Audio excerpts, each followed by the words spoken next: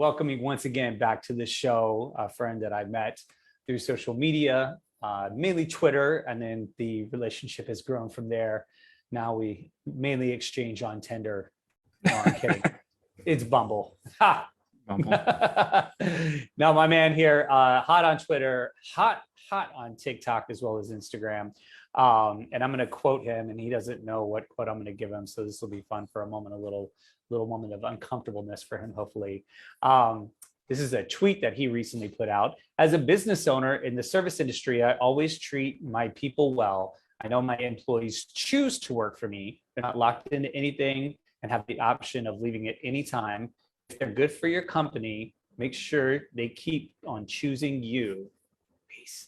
Sounds like you own a restaurant. How did you know? Yes. I like that. Thank you for having me. First off, I appreciate being back on the show. It's always an honor to connect with you. That's a great quote. I love that that type of leadership style. You know, especially in the restaurant business, it's unbelievable how well, you know, taking that approach to treating your staff, treating your clients. They come in, they can choose to eat any other place. They choose to eat at your place. You have to treat them that way, you know, especially with staffing right now, treating your employees in a way that makes you want to come back every single time, makes the stress of anything as low as it can be. And then, you know, having them, be grateful for working with you, having you be grateful for having people, you know, that choose to work for you is, you know, an approach that really makes sense for me. So I didn't introduce you, so we got to rewind. I never said your name. We're going to keep it like that for the rest of the show. And it's funny because your Zoom name is Fargo Mathnasium. Oh, that's funny. So we'll just leave it at that. This is welcome Fargo Mathnasium. Welcoming back Thane Taylor, also known as Everyday Workout Man throughout social media, and admired for his David Lee Roth-like hair. Lots of inside jokes today, guys. You're going to have to just check especially our Twitter feed to see what all this means. But I know you at one point at least invested in a restaurant, and maybe I think I recall from last time you were on the show, like your family owns a restaurant and you were involved in that somehow. Correct. Yep. So in St. Cloud, which is where I grew up, my mom opened a restaurant. It's called DiE. It's a Thai restaurant, and my aunts and cousins own a couple other of the same name. So after I got done with college and grad school, I chose to get into that as well. I invested with my aunt and cousin in a different location, and we've been running that for a little while. I've been a silent partner for the past 5 or 6 years now, but definitely. When I thought of that, that quote is inspired by my restaurant management days for sure. Yeah. And it's funny because, you pointed out too, like lately it's even more so important because staffing is just so difficult, and it's coming from a number of different reasons. It's not all the same. There's definitely in places like New York, or if you're, I guess LA too, or if you're just in the medical industry, there's vaccine mandates now and there's opposition to that. So people are leaving because of that. Companies had to downsize and they just had to let people go for a period of time. And a lot of them are coming back now and trying to lure some of these people back, but they're, they've found other things or just don't want to work right now. And then there are the people that just save money, somehow. I know some people got a good amount of government money and they just put it aside and they're just straight chilling right now and not going back to work. And as you pointed out, it works on both sides of the coin, whether it's your customers or your employees. You've got to be grateful in a way that they chose to either dine with you or work with you, because as you pointed out, it does reduce that stress. Doesn't take it away completely. Right. In fact, it comes with its own, but it definitely will reduce some of the headaches that you have. And I feel like for all of this, everything that's gone down in the last, almost 2 years, restaurants are particularly well suited for this kind of adversity, because it's just like this all the time anyways. Like staffing is always like that. You're just like, oh, I got this great new bartender, and your customers would be like, cool, do you think you're going to be around a while? And you're like, nope. Just, they're like, why? And I'm like, well, just I've done this for a long time. And I would give everybody less than 2 years on average. Like if someone made it to like 2 years, I'd be like, wow, they either we're really complacent or they really like us. Exactly. So how many people run, or like how many people do you manage at your restaurant? Right now, 2.5 if you don't include my family. Wow. Okay. That's how skinny we are right now. Okay. And then what's normal, ideal operating for you? Yeah. Let's say February of 2020, it was maybe like 8. Okay. So it's quite a big difference. Yeah. Okay. So what are you doing to, like, sorry, I'm just kind of flipping this on here, but this is great. What are you doing to kind of offset that? Are you just being overworked, or having to reduce the amount of people you take in, or how does that work for you? No, we pulled on marketing, like all paid marketing, because we just can't handle any more people, and that's the goal of paid marketing. So it's like we'd burn the candle at both ends if we continued our paid marketing and we were completely overwhelmed. Like we would just piss people off and we'd lose customers, and our marketing budget would be a waste. So just pulled all paid advertising. So that helped us save money. I put my kids to work. My oldest daughter's 14 now. She got working papers, and I'm like, time to go. And then the younger two, I just pay them in pasta, and I love it. They come and help out. So everybody's had to pitch in. My wife has pitched in considerably, and she's a math teacher, like New York City public school math teacher. So she does that during the day. Now, a year ago, when she was like, okay, let's just do this ourselves right now. Money was down. Our revenue was down because of all the restrictions and fear and all that stuff. And at the time, she was just teaching remotely. We live across the street, so it was just like, she got off the computer and walked across the street and helped me out when I needed it. But now we're nearly back to like pre-pandemic numbers, and it's just really hard to get people. I've had people come in. So we had former employees come back after unemployment ran out, and then they were like, I don't want to do this anymore. After just a few weeks, I guess they had like a year and a half off, and they were like, this no longer fits in my value system anymore. Right. And I get it. It's a hustle, and it's not like they're making money. They're like, I was in this clubhouse room talking about this and like attracting, staff, and they were saying, well, maybe pay a little bit above minimum wage. And I'm like, no, you don't understand. Like servers are walking with like $300 cash a night. Right. So it's not like, and we're talking in like 5 hours, now you bust your ass in that 5 hours, but you walk with money, you know what I'm saying? So I think there's a little bit of both. There's this adversity to like hunker down and do the gritty work. People just don't want to do it. They had time off. They got paid to sit on their ass. There's this lure of like, oh, get a job where you're just remote and you just sit at home in your underwear on a computer and like you get paid handsomely for it. I think people think there's a lot more of those opportunities, or that they pay better than they actually do. So they're like holding out, to see if they could land one of those. I get it. It's not easy. So those are some of the biggest problems for getting people to stay. And then people are just all over the place. People are not committing to too much right now. People are scared, which, you have to honor that. Just like they're scared to come in. So basically we're just busting our asses and making a lot of money while we're doing it. That's a good, it is definitely a hustle position for sure. And then I get that. It's like people were out for a year and a half, year plus, and then coming back and then totally have to reframe how they think about making a living, right?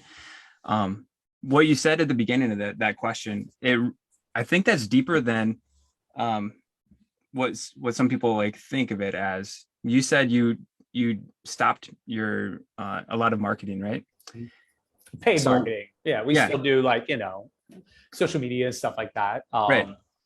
I think that's that approach makes a lot of sense. What you're doing right now is basically making sure the people that you have come in, you're taking care of them. So you're focusing on client retention, repeat customers, stuff like that. So anybody that comes into your place has a good experience there, right? Exactly. And I think a lot of times if people get into businesses, they focus on, always lead management, getting more people in the door. Right. Whereas if you just take care of the people that come in already, you don't have to worry about that turnover, like bad reviews or anything like that. I think, Sure.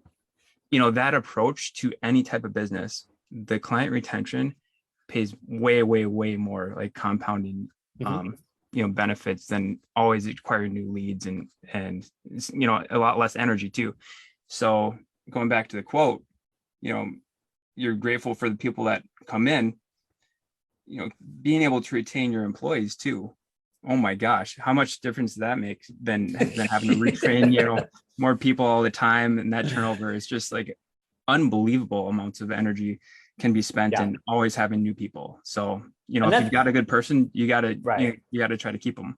And that's one of the reasons why I'm not being aggressive with it right now either, because it does require a lot of energy to train somebody. So I'm really like holding out and looking for someone that I feel like is really going to commit. And when I say commit, it doesn't mean like you're giving me 40 hours a week, for 52 weeks out of the year, whatever it looks like for you, whatever the arrangement we can make, but just so that I have that consistency, that when I know that you're here, I can pass those batons and be confident that that level of commitment to the customer is still there, which is like, that's what became like the North Star for us at this point, is just like making sure that the people that are coming to the door are having the best experience. And what you pointed out goes across industries. It's not just the restaurant industry. I mean, when you listen to Tony Robbins talk, in a blanket fashion across industries, and he talks about lead generation, I mean, they account external growth to maybe like 5% of growth. It's not really, you're not really like scooping in all these poker chips, right? Because you're throwing marketing money out and getting all these brand new people. Like, unless you're collecting data on them and really understanding, how they're interacting with your business, you're kind of throwing shit against the wall to see if it makes a sound. Whereas when you're engaged with your current client base and you're getting that real-time feedback, I mean, it's been overwhelming over the last like 6 months, how much people are like, this is something special now. We're like, oh, great. We're just going to keep doing that, and I like it. It kind of points out the differences between running a business in theory versus reality, right? Yeah. In theory, there's unlimited growth potential. In reality, you've got 3 people that aren't, you hired, that's not your family. There's only a set amount of like, clients that they can take care of at a satisfactory or a good level. So, managing those expectations and those realities is a big thing that people don't realize until they're like kind of in the thick of it. So being able to adjust is a great thing like that. I've dropped that ball many times too. All right, we're going to take our first break. Everybody hang tight. We'll be back in just a minute with more from Everyday Workout Man. All right, everybody, once again, welcome back to the Entrepreneurial Web. I'm your host, Jeremiah Fox. Welcoming back to the show today, Thane Taylor, the Everyday Workout Man, David Lee Roth's fantastic hair, all those good things and many, many more. We were just having a really cool conversation about client retention and employee retention, especially because both are down, right? We've lost a lot of both.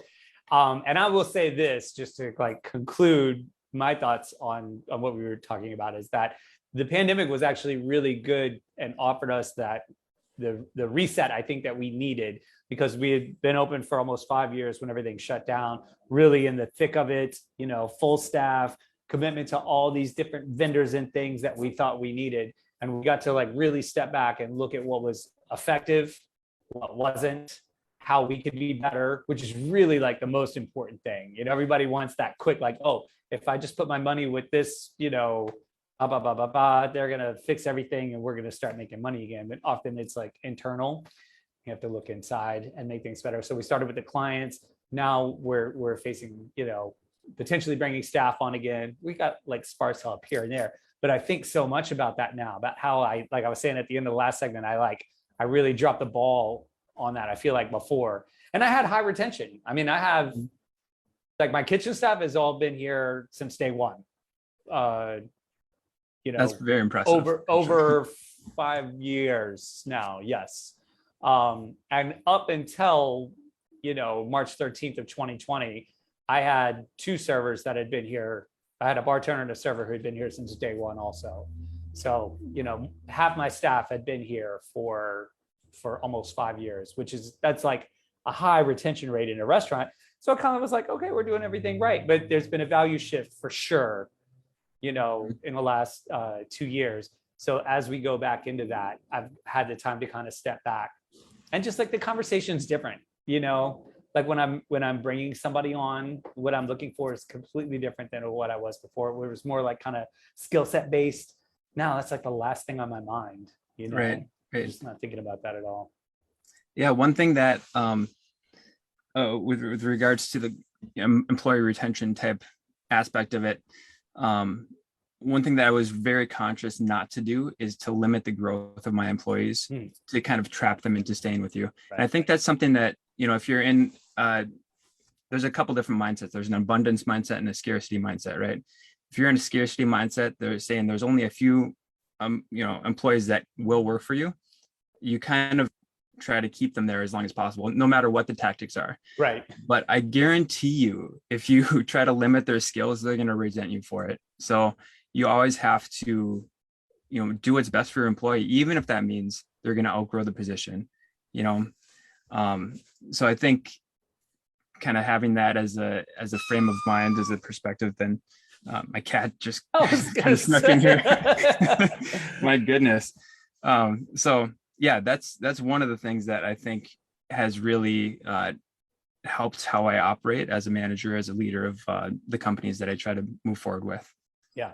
One of my mentors, he's franchised his restaurant business, and he's also got a huge contracting business as well. He talks about this at length, about you know, upward mobility for employees, and when you put too low of a ceiling on that and try to keep them like in a certain spot, you're really just hurting yourself. You know, I mean, there's certain ones you could just tell like right away, you're like, okay, this is as far as this person's going to go, and that's okay because they fill a certain position. I can see your cat starting to like get into the camera. That's so cute. Yeah. Better than kids. Yeah.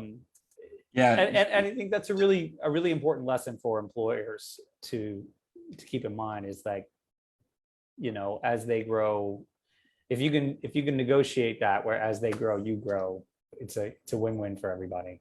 Yeah. I think, I don't know if you read the new Gary Vaynerchuk book, The 12 and a Half. You've heard of it? Of course. Yeah. So I've signed into Twitter in the last 2 months. Okay. You never know. I'm not trying to make assumptions, right? Yeah. So his whole thing is being able to lead with your soft skills, or traditionally soft skills, and gratitude, empathy, accountability is a kind of a harder soft skill, right? But I think I listened to the audio version of that. It took a couple hours to get through, and it does a really good job of vocalizing the way that I like to think about management. And you know, if you haven't read that, I think that's a really good one. I can send you a book. I've got a million of them. Right. Everybody's got all these copies of it. I know.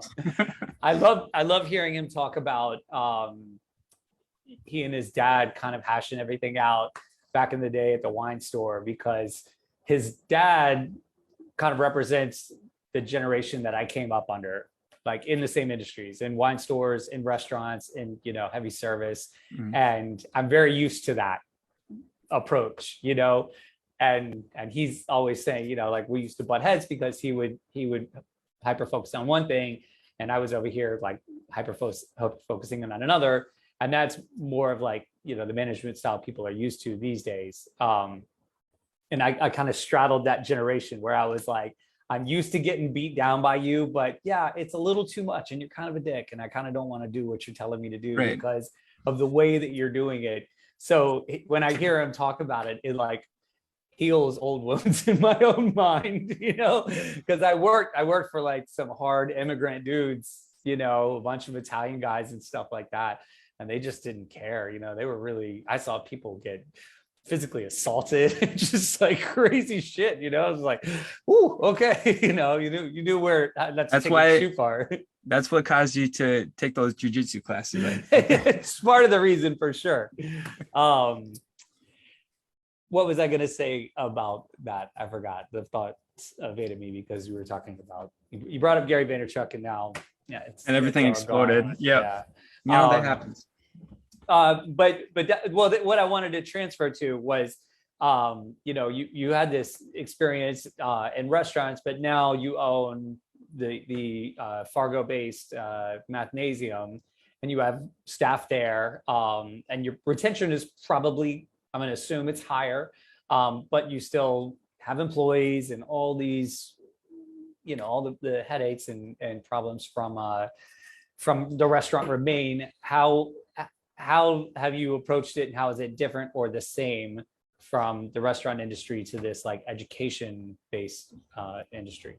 Right. So right now I run, and I'm planning to run, a couple different types of businesses. They've got the family run business in the restaurant that we've been talking about, a franchisee type business in my Mathnasium ventures in Fargo. And then I'm opening up a new business. It's like a very small commercial gym. So that's a self-owned one. I'm no franchise or anything like that. I'm kind of the pure person that's running the ship on that one.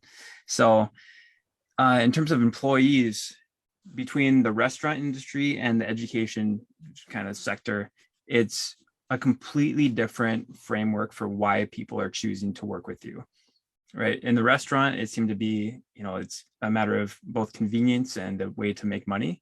And those are the two driving factors of why they would choose to, be in a server, any type of hosting front of the house position, right?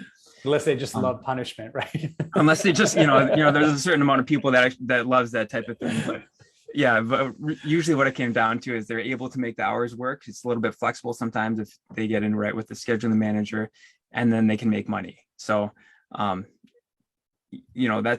the restaurant business. In the education sector, it's, kind of a foot in the door for, do I really want to get an education for a career, or do I like teaching kids, or do I like being around this, or do I like, serving kids in this way?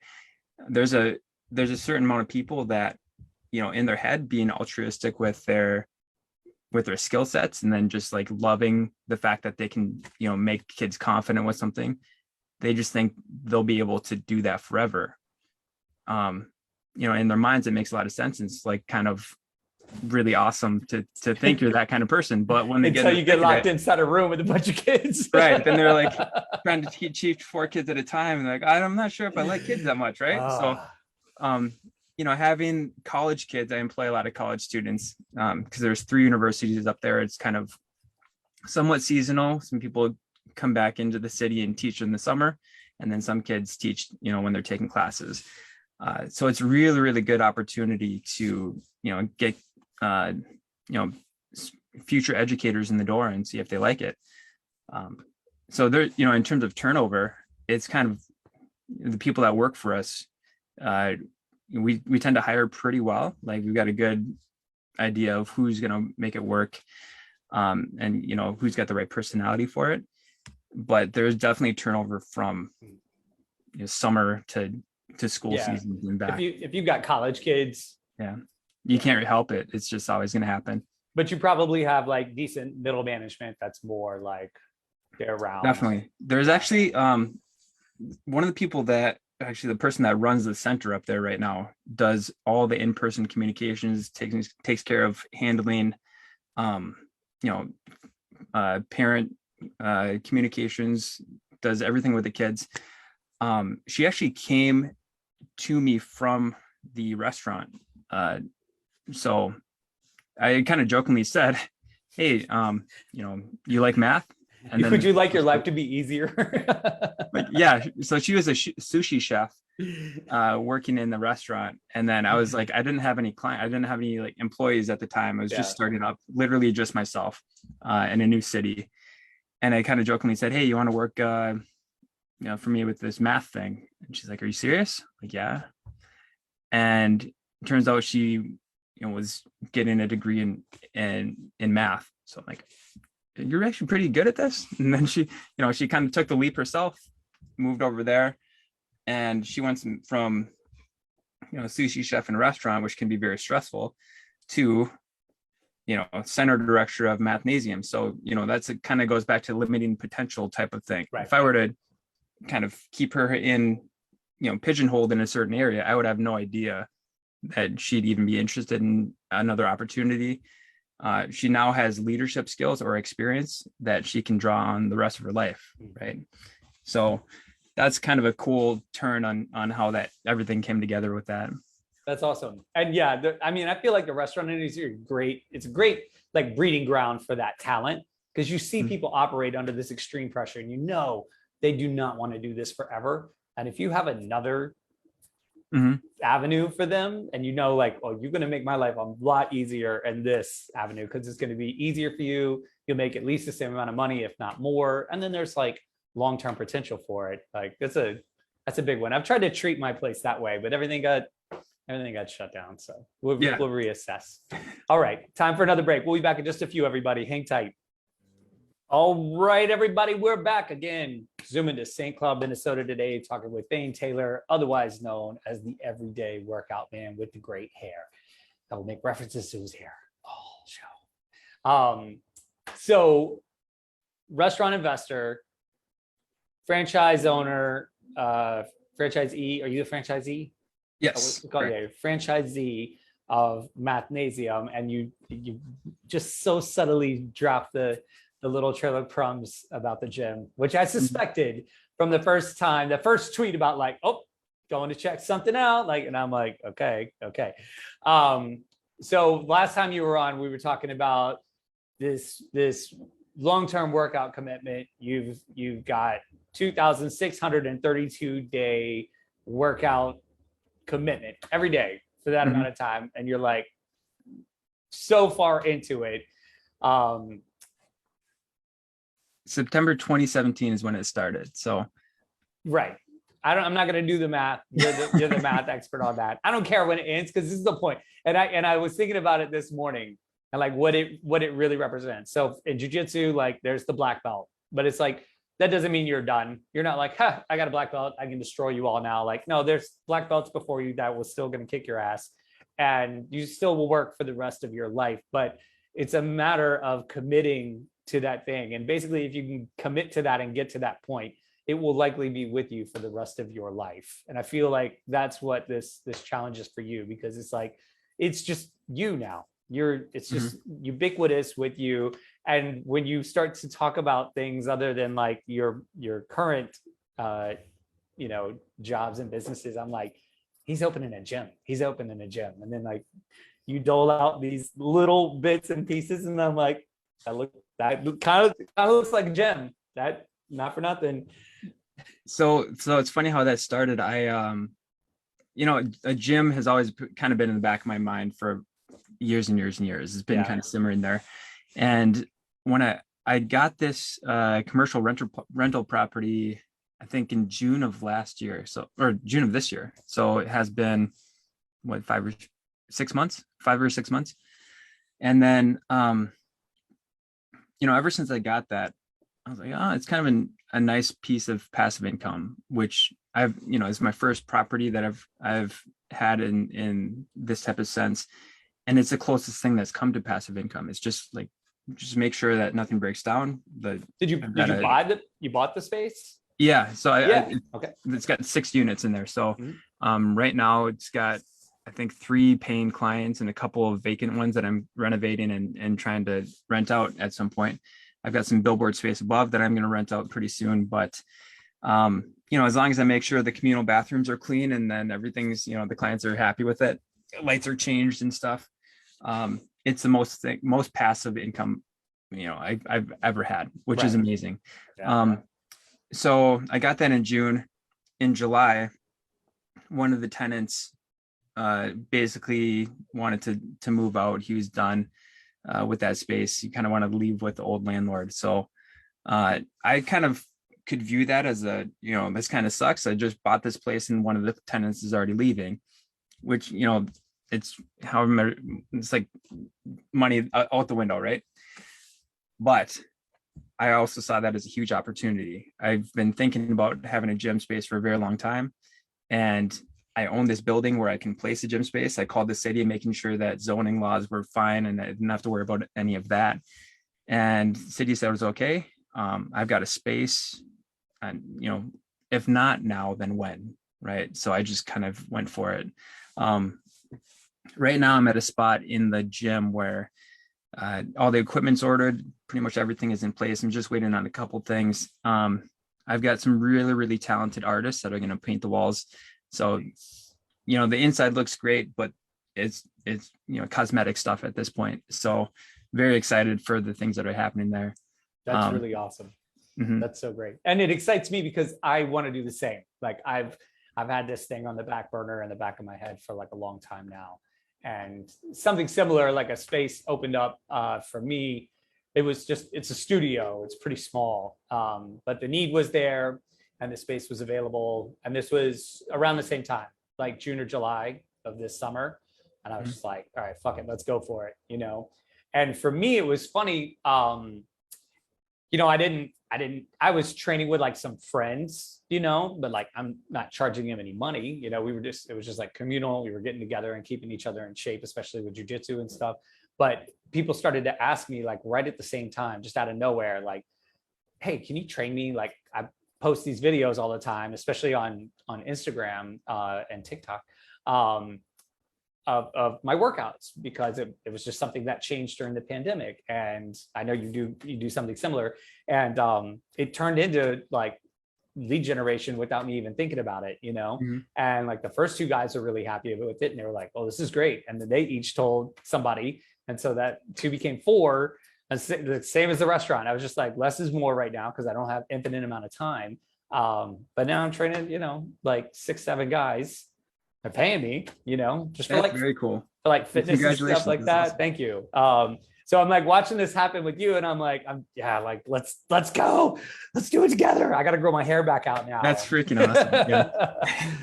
But do you have like potential clients lined up yet? Are there like people waiting for the grand opening to come in? Yeah. So it's funny you say that. The space that I have right now, it's very small. I mean, it's like 350, 400 square feet. Yeah. So I get it. I've I built out the space, and right now I've been working out in it to see how it's like, and kind of visualizing, if it would work as open enrollment type of thing where people just come in whenever they want. And I don't believe it would work like that because, 5 o'clock rolls around and people get off work, maybe 3 or 4 people want to get in there at a time. Exactly. It wouldn't even handle that. So, the business model that I'm having for it is a little bit different. I'm basically going to rent it out to personal trainers to use as one-on-one training type of thing. Nice. There's a bunch of places like Snap Fitnesses, 24-hour fitnesses that have trainers available, but if they haven't gone to those places, they might not have the equipment and might not have the the privacy that somebody might want for that type of thing.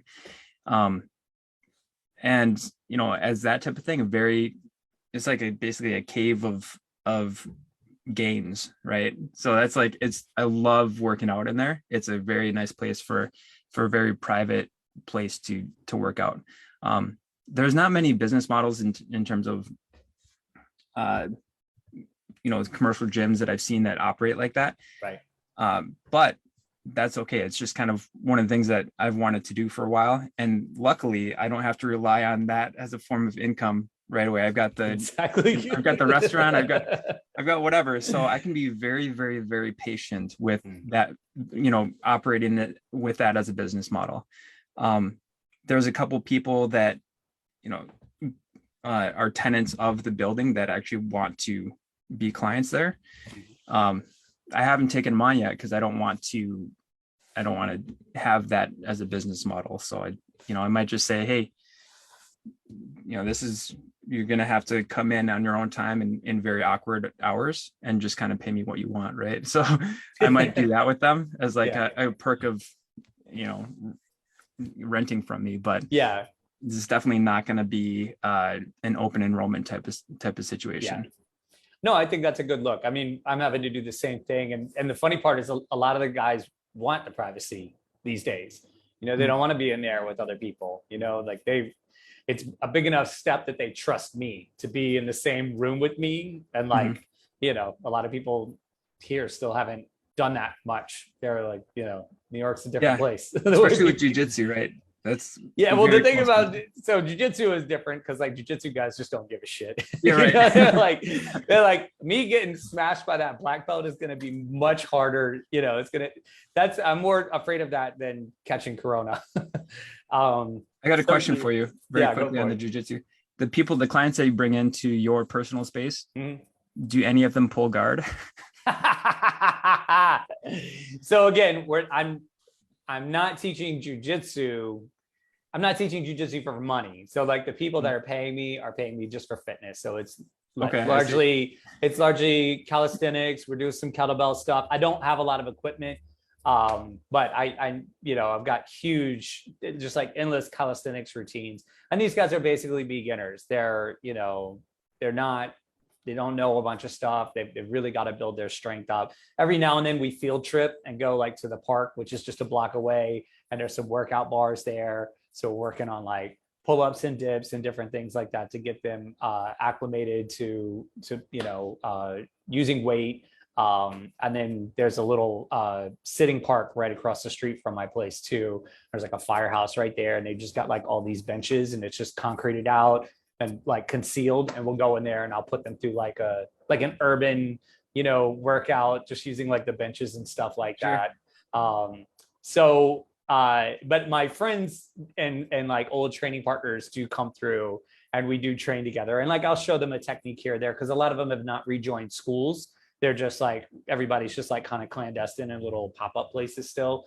I'm one of the only people that's actually joined a school. Unfortunately for me, it was Henzo Gracie Academy, like, you know, the Harvard of jujitsu basically. So I'm getting all these like cool little, you know, tricks and techniques and stuff like that. So I'll share some techniques with them, but this is just, you know, it's just, there's no money involved. We're just doing it for fun. It would be inappropriate for me to charge them, you know, and like the value system of jujitsu would kind of be frowned upon. And again, I'm in the same situation. Like I don't need the money for this. It's fueling something that I think will turn into something bigger. But at the moment, I'm just having fun.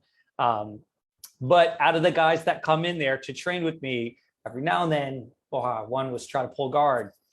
And I'm like, you can't have that. Don't do that shit, man.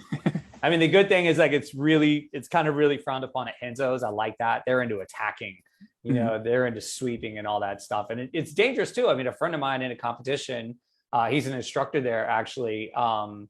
Just a couple of months ago, this guy, they were, I don't know, they were in Vegas or something like that. It was a big IBJJF competition. And this guy pulled guard and tore his ACL, like reconstructive surgery. All it's just, this guy doesn't want to get swept. Just take your sweep, get knocked to your butt and work from there. You know what? I think I'm very well known on Twitter for talking about deadlifts and SLaMMys, and I want to make a movement for you. I know you're already doing this, but however loud your voice can be about not pulling guard, I want to amplify that. The whole world should know. Yeah, that's not a cool thing to do. I suck at wrestling, but I'm much more on the wrestle to the ground side of things, you know, than doing that bullshit. It's passive aggressive. It's no good. All right, one more break. We'll be back in just a minute. We'll wrap this baby up, everybody. Hang tight. It's a very good question. I appreciate that question. I like that. I will say this, and this is a fun fact about ADCC rules. So in ADCC, you're familiar with ADCC? Do you know what it is? Yeah. So, you know, you have to start on your feet and you have to grapple to the ground. If someone snaps you down to your knees and you're on your knees and they're still standing, and you can maintain the position where they don't get you down into like a front headlock position or anything, and you're on your knees for like, I think it's 4 seconds, and you're stable, you can sit through the guard and not be penalized. Okay. Which is tough because those guys are trying to snap your head down. So they snap you down to your knees. It's quite easy from that position to get the head down even further, and then you're in a front headlock or whatever. But there are guys that are like skilled at that. The other thing you can do, if you're like that confident in your butt scooting and your ability to like enter the legs from the bottom, which is, I work with a lot of guys that way, they'll sit to guard and take the penalty. just to get the action where they want it to go, because they feel like they're going to need, against a tough opponent, they're going to need like the full 15 or 20 minutes just to get the breakthrough. They don't want to waste time standing. They'll just sit and get the penalty and still win by submission because they'll get a heel hook or something like that. It's kind of funny the way that plays out. So like, go ahead. I'm very much a novice in jiu-jitsu, but I've rolled around a bit, and I understand what most of the lingo is. I'm very glad to know that there is a penalty associated with pulling guard. So thank you for stating that. That makes me happy. So it's, like that scenario, like the big guard pulls come usually in the gi and most often in IBJJF competitions or circuits that are operating under IBJJF rules. Outside of that, especially in no-gi and submission grappling, which is what I'm mainly doing these days, is submission grappling and MMA. I put the gi on maybe like once a month right now, just because I'm kind of fascinated by it. I feel like more connection to it. It kind of narrows the options down, because when you have the gi, there's so many things that can go wrong. Like if a guy's clever with the gi, you'll be tied up, with your own gi and his gi, and then he's got free hands and he just like chokes you and does his his bidding. But you don't see it that often. But what guys will do is just immediately sit to guard, which I'm like, it's got its place. Okay, I understand, like if you're that good, but it's just funny to me, like when guys slap hands and one guy just sits down, and I'm like, you should be able to kick him in the face at least. Like I think there should be like one face kick, just one attempt, and like if you connect and he goes out into the match, and that's it. But like if you should be able, like every time he sits, just like rev one up and like make his ass move and do something, because come on. That's my thoughts on that. I like how you think. Again, very good question. I like that. I mean, in MMA, you can't do any of that shit. Like all of it's just you get destroyed. Whether it's whether you're just getting punched and kicked in the head because you made a bad move, or it goes to decisions and the judge is like, yo, he literally sat down. Like it's just so frowned upon. And even like when someone takes you down, because it's always standing, and they're trying to take you down. They want to get you to the ground. They want to dominate you. Your goal is always just to get back up, not to stay down and grapple and be like, oh, hey, I know jujitsu. Now I'm going to try to do a kimura. He's like, get the fuck up, get back to your feet so you can manage the distance and you can get away. It's just, they say in jujitsu, like your early days, bottom of closed guard is actually a neutral position to the person on top. It's not an advantage. That is not the case in MMA. In MMA, they have gravity on their side and your mobility is limited because your back is on the floor, and they can just rain down hell, fire, and damnation and fury.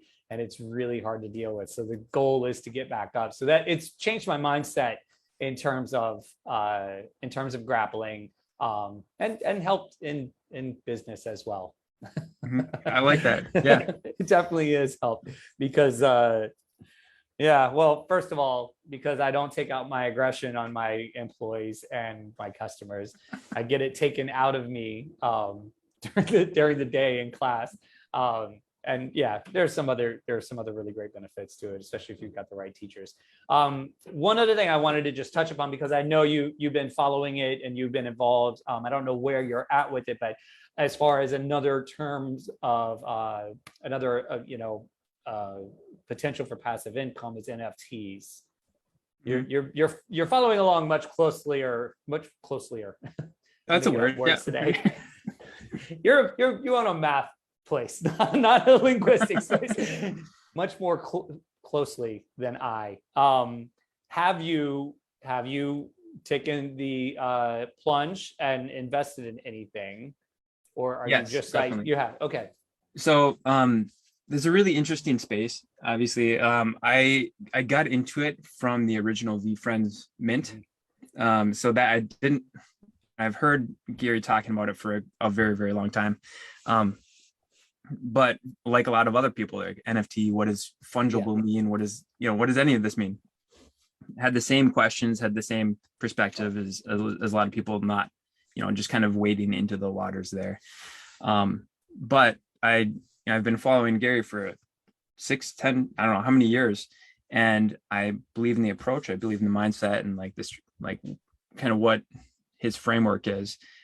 So I got in on a couple of VFriends, which is great. I mean, that investment's paid off really, really well if I want to cash out. Overall, I think as an investment for other things, I wouldn't go anywhere close to anything NFT wise. If you're looking to get like, get investment money from it. I do have other ones, but it's mostly for just like, I like what some of them are like as an art or what they represent. I think it's a really cool idea. Potentially, if I want to take like tutoring services online, for other people, I think that's a really cool idea to be able to contract out services in that fashion. So the opportunity or the potential for me to think about playing with it as like a separate business idea, I think that's what really interests me about the NFT world in general. But a lot of people are seeing it as like a cash grab or as like something to the moon, which is very similar to the kind of the crypto coin talk 6 months ago, right? So people were big on Dogecoin, then it got to like Shiba and a bunch of other coins. Now, a couple months later, board of like the Yacht Club or whatever, and then CryptoPunks that got huge, and now a bunch of other things are trying to get in on that money grab. So, obviously a very high risk, high reward type of thing, but it could all crash down. So, the money that I put into it, I can in my mind, it just like is done. It is gone to zero already, So That's a good approach. And I like how you took it beyond just like the art application. And it's like, there's so many other opportunities for it, which is why I'm like hesitant to like jump in on any, like I saw somebody was a famous guy, like wealthy guy. And he was like, so should I invest my money in like real estate, an actual physical property, or like a pixelated monkey, right. like look for the payoff there. It's a tough question we have to ask ourselves these days. Oh, you have a visitor. It's gonna be like 5 minutes. It's like not even. We got to wrap up anyways. Okay. So you can tend to that. I've got my own to tend to as well. Hi. It's okay. My kids crash my stuff all the time. It's all good. Dude, thank you so much. Really great stuff. Always a pleasure to talk to you. We will definitely do this again. If you want to check out my man thing, again, Everyday Workout Man, or just E-Day Workout Man on Twitter, and see what he's up to. Twitter, I think, is one of the best places to really stay current with what his business goings are. And if you just want to see him like throw concrete balls around or lift really heavy shit, hot on TikTok and also Instagram. So check him out. Thank you so much again, brother. Really appreciate it. I will talk to you soon. The rest of you, we will see you next week. Have an Great. awesome Thank you so much for having me. Pleasure, man. Peace out, everybody. Take care.